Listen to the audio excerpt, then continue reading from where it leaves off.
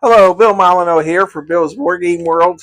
Um, well, this is it. We're going to be playing Picketts Charge in 54 millimeter on the 6 foot by 7.5 foot table. Um, July 14th and 15th here, and then we'll be at Historicon with a lot of great games, plus Jim Purdy's giant 54 millimeter Picketts Charge game, and I will be there along with Goober, the traveling bear. Come by and visit, say hi, and please watch these videos because we raised $172 so far for the Gettysburg Foundation. This video and everything I make of videos at Historicon is going to the foundation. So, we're using the same rules we've been using, and we're going to just get right to playing. And so we're going to do a little plug out. Gettysburg Soldiers, American Civil War, Miniature Rules. All right, they're by Mr. Larry, and he'll be at a Historicon. We'll probably get a picture of Goober with him. So, we're going to start Picketts Charge. And we're all talking 54 millimeter. The Bliss Farm, by the way, is not on the table. It's back there where all my mess is, okay?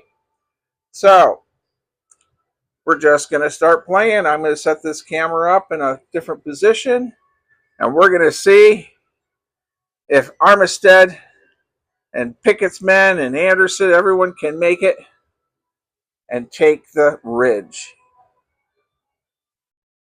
By the way, you got to inject a little humor in our lives, and Goober the Traveling Bear, he just raised more money, a couple $100 for the Dr. Best Museum up near Albany, New York, and just wanted to shout that out. You know, I have to make sure people know that I'm actually working hard to try to help small historic sites, and I'm not as crazy as many of you think with the stuffed bear. It's more of a gimmick, just like the Honey Nut Bee and the M&M characters and so forth. All right, our Confederates are moving first. They move 12 inches. They lose 2 inch per fence, but they also get a bonus die roll of a D6. Rather than you watch me move on 120 bases, I will roll the die for the bonus. So the Confederates have a 3. All right. Now, I know Kim Meadis probably wants to watch this video with me moving everything. So what I will do is we'll go ahead and move a brigade or so. But so 12 plus 3 is 15, of course. It costs 2 to get over that. So even with the bonus, we're going to have them stop. So this really would be Pickett's brigade here, if these were brigade units. And there are 18 3-base units with 4 to 5 figures per base.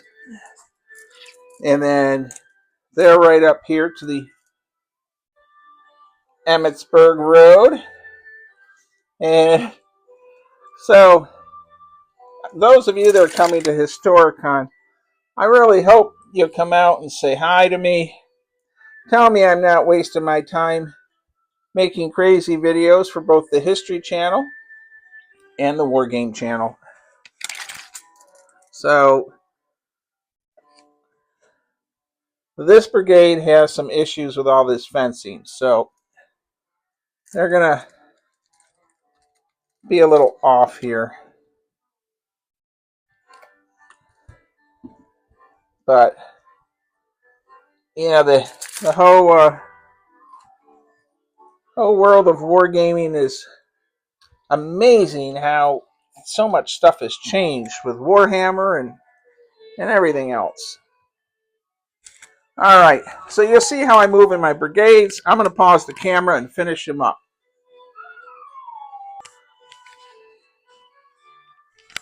This officer goes over here, and Boy, my skirmishers are going to fall back automatically. So, and we're going to put this brigade here. So I appreciate everyone that's watching. And a lot of shout outs. I have E4 who watches, and Ronald McDonald fella. A lot of fans in the land down under, England, Australia. I appreciate everyone that watches my channel.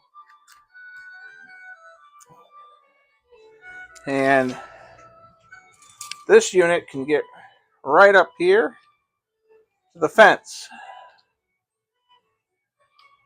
And if you're wondering, the camera tripod is sitting about where the Bliss Farm would be.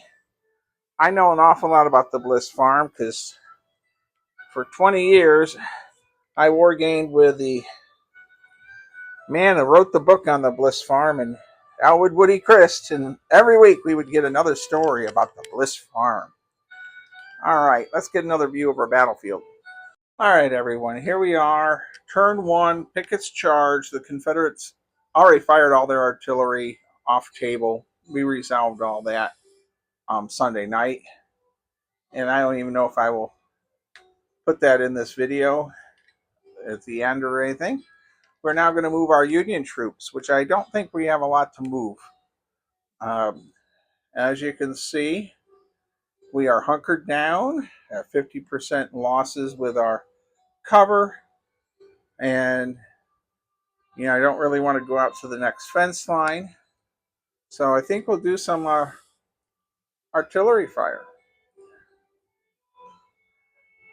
We're going to concentrate on this far brigade out there. And let's move the camera, give you a view what the gunners are seeing. Okay, our Union guns, Lieutenant Alonzo Cushing is going to fire at that brigade coming right there by that yellow tape measure. Let me get the old dice and we'll get rolling.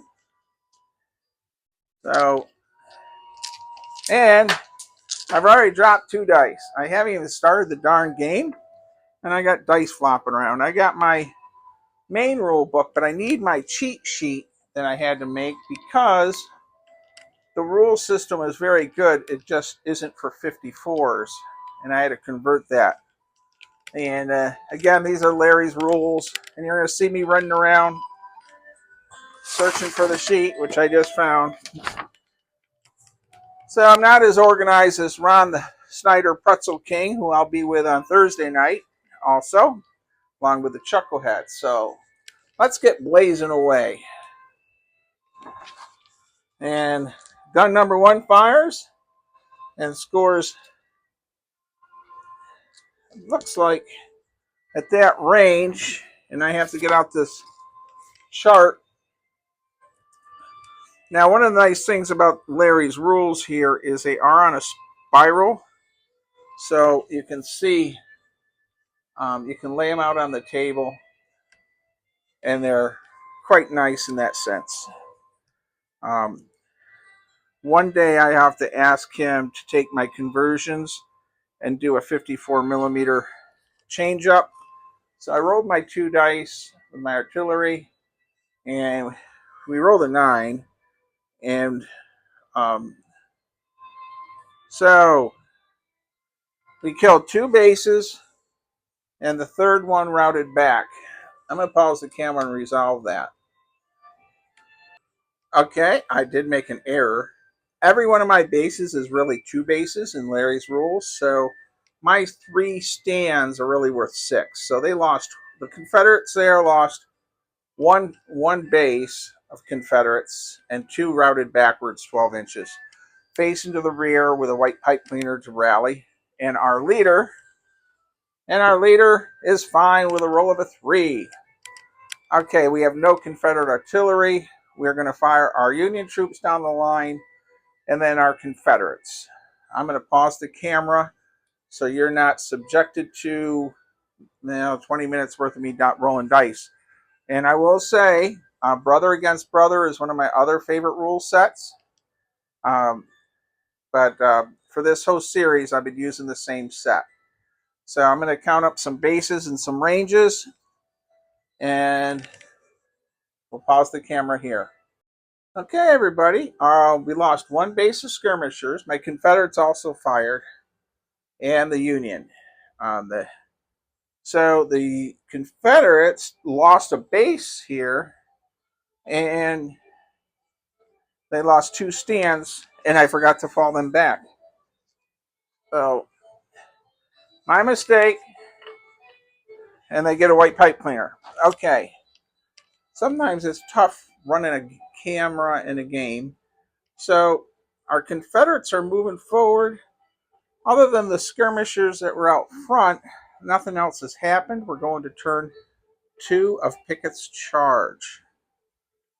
And already concerned about my couple Confederate regiments have already broken. We'll see what happens. Okay, Kim. Kim Metis, co-designer of Weiss Fork game with me. And he likes me to run these games long. So our roll for the Confederates is an extra 2, which is 14. But we have 2 and 2, so they can move 10. So this first line of Confederates are here. And of course, the Kadori Farms right over here. This line is at this fence line. And we got another Confederate line. So 1,000 fell where Kemper led, 1,000 died where Garnett bled, in blinding flame and straggling through smoke through the regiments. The batteries broke and crossed the works with Armistead. Something to that effect. So we are doing quite well here as the Confederates on turn 2.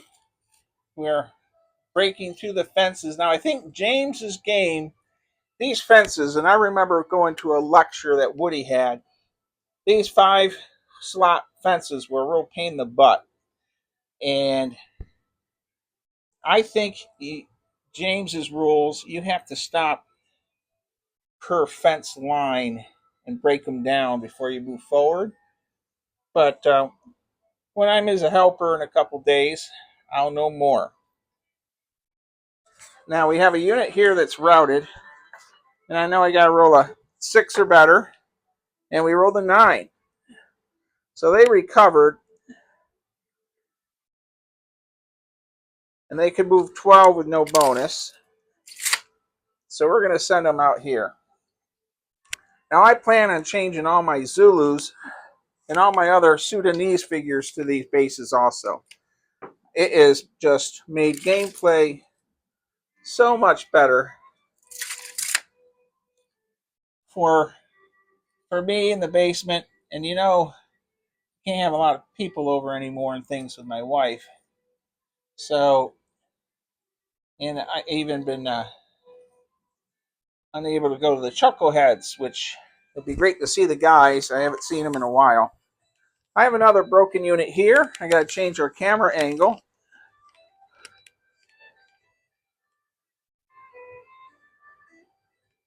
There we go. And we have a broken unit way back there. So, need a 6 or higher, and re-roll the 5. They're at the edge of the table. Next turn, they will run off the table. The skirmishers will automatically fall back and reform into a unit back here this turn.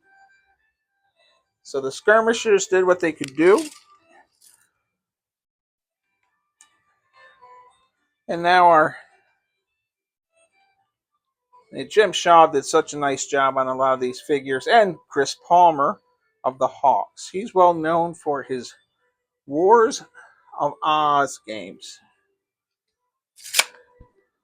Now and make sure I give him kudos. If you see Chris Palmer at Historicon, tell him you watched a game that had some of the figures that he gifted to me. And Chris is a great guy. So, all right, the Confederates have moved. And you know what? We're going to get some more video of this. You know, it looks pretty darn cool.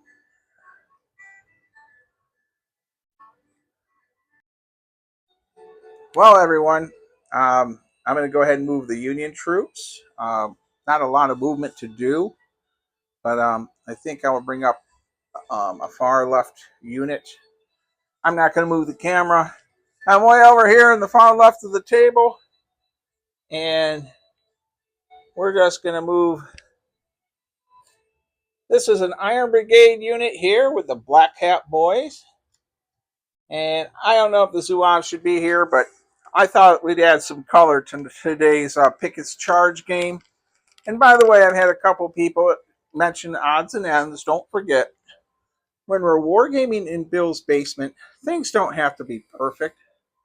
You just come in here and having fun. You know, there was a time I used to have a lot of people at my old home in Gettysburg and even here until my wife had some health issues. But I'm still trying to live life to the fullest and doing things with her also. Well, we are ready for firing time. So let's get these dice going. We're going to fire the Union guns and see what happens. I'm leaving the camera going for the moment. And we're closed in on our range. We're going to zap this unit right here. And we're just at 24 inches. So let's see what happens at 24.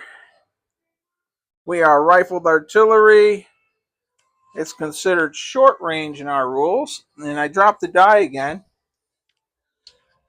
I'm hoping to see many guys and gals at the Wargame Convention. Steve and Shelby and David and June Luff. They're great. They're great wargamers and they have a great sense of humor with Goober. All right, I have my gun batteries ready. Let's see what happens. They're all firing right there. Oh my goodness, we rolled a 10. And we get to add 1 to that. We're going to take 1 down for that fence. It's a wooden fence. So let's see here. 2 killed in a rout, which is 1 full base. And we also have to roll for that leader. So our leader is fine.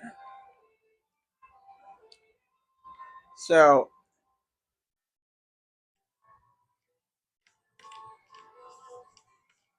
we lost a base here.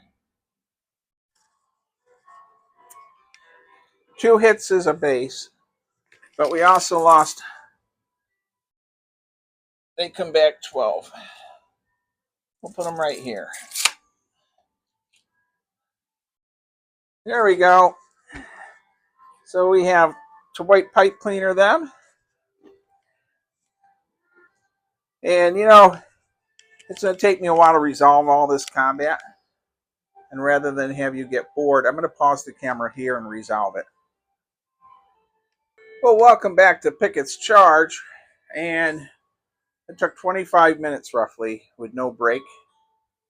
And we had a lot of losses on the Confederate side. We have several bases that have broken. We lost a Confederate general that was commanding the 2nd Brigade. And I'm sorry, I've just lost track of who that is at the moment. I didn't label everyone. So here here we have a pretty good chance of breaking through on this side, maybe. I don't know with the Confederates, but the center only took like 1 casualty. I mean, really strong. And the Iron Brigade lost, and the Zouaves both took a hit. The Confederates lost several bases. There's 18 regiments to 14. And we're going to go to our next turn and see if the Confederates do get a +1 in hand-to-hand combat in this particular set. And you know what? I don't know how long this video will be. We're going to roll our bonus die for the Confederates. It's a 5. Let's see what you can see. So when I get down to the first national flag, I got to move the camera. So that's a solid 17 inches. Wow. All right. So they're right up here. And now they didn't quite have enough to get in combat. It's going to be musketry fire, but and I got to say these guys will actually be back a little bit. Having these on these bases, I could not have played this game without. I got over -215. They're almost on the Iron Brigade Regiment. I guess that's the 6th Wisconsin. I don't know. But moving these like this, I have 654 millimeter Zulus, and we will work on doing that at some point. 2 for the fence, leaves them there. And I got to rally this unit, and they did. They don't get the bonus. So 2 and 2. At this point, these fences have to be trashed down. Can you leave a comment? Would you say at this point you wouldn't keep counting the fences because they've just been crushed? Or would you keep counting them? This unit here is that rallied unit. We're going to move him here. All right, got to move the camera angle for everyone. And we have a unit way back here, and they barely passed. So they got up to the Bliss Farm area and rallied. Moving our camera angle for everyone. I'll pause the camera here. All right, we're going over the fence here. And I need a tape measure. I got 4 tape measures on the table, and they're all in a 1-foot square radius. I hope someone's watching this. With a rebel yell, they're going over. And you know what? 2 from 17, 15, they actually make it. I don't know what you guys can see, and gals. There we go. But they're actually hitting this wall. Unfortunately, this is where I need advice.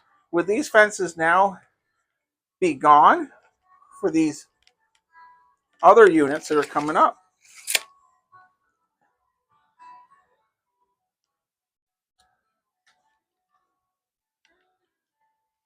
And like this fence here, am I still losing 4 inches crossing them? The many questions in miniature wargaming. So Picketts' charge is advancing. We're going to send him in with him. And you know, they're hitting this. And I'll check let's check our view. With a rebel yell, we're going in. And I got to say, moving these big figures this way is really, really awesome on these bases. I know Ron does his on magnets. I got some melees across the line. We have a lot of action going there. And, you know, I got to get you a view along the Emmitsburg Road. And it looks like it's going to be a while to resolve this. Let me move the camera. All right, everyone, this is the extreme edge of the table, furthest away from the wall. And then we have Confederates that have broken through here. Bryan Farm, Bryan Building. Oh my gosh. I need Wayne Motts here, or Timothy Smith. Can't believe I'm having these brain losses while I'm playing this, but really big attack right there. But in the historical center, I still have to move those figures. Whoops. All right, well, that was a goofy mistake, not moving the other two regiments up. And I have to say, this is pretty cool looking. I really don't think I have enough Confederates to break through, but we will see. We will see what happens with Larry's rules. All right, everyone, I'm going to get a drink, and even I'm in the basement, it's still sort of warm. And I'm going to resolve all this combat. There's no way in heck I can video this. It will take, I bet, at least 20 minutes to a half an hour. So when you come back, we will see if we have any routes and retreats and what happens with the Union line. And right now, Alonzo Cushing's guns are in no jeopardy. Welcome back, everyone. And I'm out of breath from doing that combat. I may have rushed it, but we're going to go through the left side first. The Zouaves have routed backwards. They lost a stand and a half. Confederates lost a stand there, and then we have the Iron Brigade, or Regiment, or 6th Wisconsin, whatever they might have been. Over here, they lost a base and a half a stand, but they wiped out the charging Confederate first line. And then the second line actually took a loss also. Now here, Cushing's guns did phenomenal. As you can see, there is no opposition. The last of the remnants are running back from that whole area. However, the Confederates have broken through here, and they're coming up the hill, Cemetery Hill. But I have 2 regiments of reserves. So we'll see what happens. I got to pause the camera here. This flank here has been odd. It seems like the Confederates are having some inroads, but we're down to just 1 3-base regiment, and there's like 4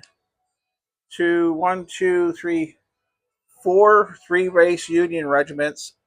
And a lot of the Confederate units in the back are down to 2 bases and extra casualties, so they're chewed up. And along the line, you can see the Confederates are starting to run out of troops. But we did get a little bit of a breakthrough. We're going to go on to next turn and see what our Confederate bonus movement is. And if I can roll high, that 1 unit right there could hit those guns. This is such an important die roll. We're getting out my friend Pete, the Wargamer from Columbia, and one of his magic dice. There it is. Sorry, everyone. And I rolled a 2, and you can't see it, but it's way out there. There's the 2. So they get to move 14 inches. I'm going to pause the camera and move all the Confederates up and do their rallies. All right, everyone. I have moved everyone. I have not fired everyone. This is what you would see if you were Robert E. Lee. Oh, Hancock is up there, by the way. But this is where we're at with the Confederates. And yes, Alonzo Cushing's guns are threatened, but I got Union infantry hitting them on the flank and forward. It'd be a miracle of die rolling for me not to drive those Confederates back. Now the right flank is actually doing some damage for the Confederates, but the Union are, they're pushing hard. I'm going to go over and get a view of the other side. Oh, we have Confederate regiments that are broken and falling back. So from this point of view, starting right to left, and I hope you're enjoying the crazy Picketts charge in 54 millimeter. I gotta say, it's a turn ago. I didn't think the Confederates were going to get this far, but a lot of it depends on those. You're rolling 2d6 on Larry's chart, and if you can roll good and high, you can get a base removed and a route, which they fall back 12. And I've had that happen to a couple of Union regiments. So we're going to go ahead and resolve all the combat. This is going to take me a while. Stay tuned, everyone. Stay tuned. Hello, everyone. I had some really good rolls and some really bad rolls. I had a really horrible snake eye roll for the Confederates that were going after Alonzo Cushing's guns and the support infantry. Right here, I rolled snake eyes. Terrible, terrible. The Confederates got hit on the flank, and we have an entire